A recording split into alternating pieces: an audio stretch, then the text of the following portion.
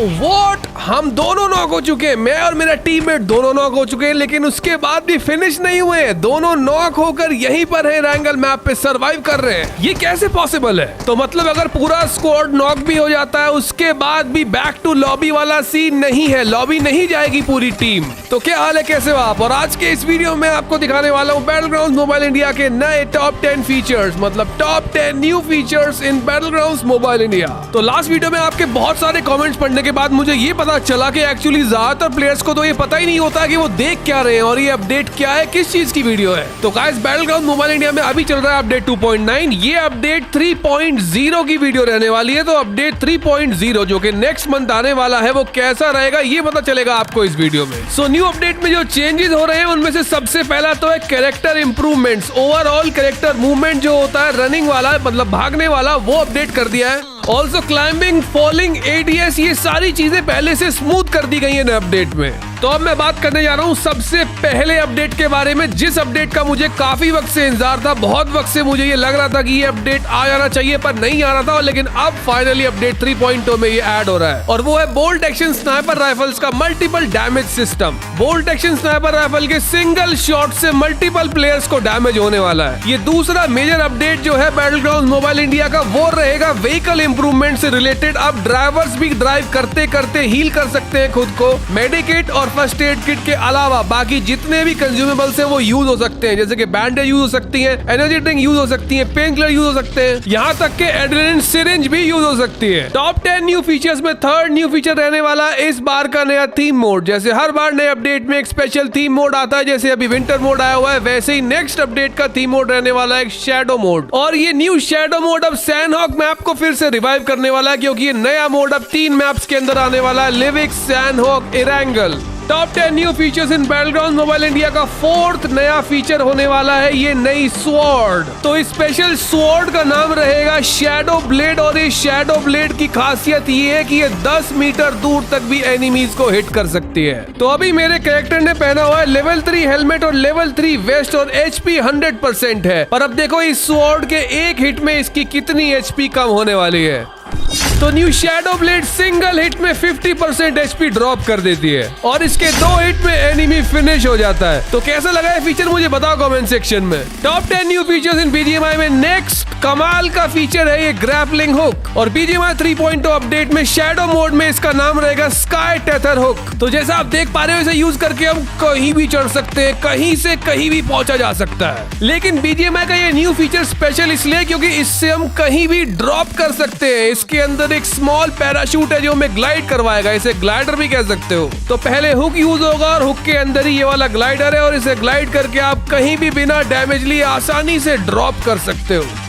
Next new feature है seclusion zone. New update 3.0 से instant recall पूरे मैप पर मिलने वाला है। उसके लिए किसी स्पेशल जोन में ड्रॉप नहीं करना होगा जहाँ रिकॉल कार्ड मिले, पूरे मैप पर ही रिकॉल मिलेगा। तो चाहे ज़ॉम्बी मोड हो या फिर फ्रोजन किंगडम, अगर उसके स्पेशल थीम पार्क में जंप करेंगे तभी रिकॉल कार्ड मिलता था और तभी रिकॉल हो पाते थे। पर न्यू अपडेट 3.0 से रिकॉल होने के लिए किसी चीज का इंतजार करने की जरूरत नहीं है। अगर स्कूल अपार्ट्स पर भी कूद जाओगे, मतलब कहीं भी कूद जाओगे, वहीं रिकॉल मिल जाएगा। लेकिन दोस्तों ये रिकॉल थोड़ा अलग है। ये रिकॉल सक्सेसफुली कंप्लीट करने के लिए थोड़ा सरवाइव करना पड़ेगा। एक ऐसी स्पेशल सेक्लूजन जोन, बिल्कुल अलग बनी हुई जोन में आपको ड्रॉप कर दिया जाएगा जहां आपको सरवाइव करना है। और कुछ ऐसे ग्रीन मार्कर्स, एग्जिट मार्कर्स होंगे जहां से आप एक्सकेवेट कर सकते हो। जो भी प्लेयर जिंदा बच जाएगा और यहां तक पहुंच के एग्जिट कर देगा उसको मौका मिल जाएगा दोबारा से मैप के अंदर जंप करने का और वो इरेंगल मैप में फिर से अपने स्क्वाड के साथ मिल सकता है और फाइट कर सकता है। लेकिन अगर आप सोलो वर्सेस स्क्वाड भी खेल रहे हो तब भी आपको रिकॉल होने का मौका मिल जाएगा। अब जैसे देखो मैं सोलो वर्सेस स्क्वाड खेल रहा हूँ यहाँ पर, मतलब मैं सोलो ही खेल रहा हूँ स्क्वाड वाली टीम में, तब भी मैं रिकॉल हो गया और रिकॉल होने के बाद मैं वापस आ गया। तो अगर आप अपार्टमेंट में फाइट लेते हुए इंस्टेंट हॉट ड्रॉप करते हुए भी फिनिश हो जाओ तो रिकॉल होके वापस आकर आप अपने एनिमी से फाइट दोबारा से ले सकते हो।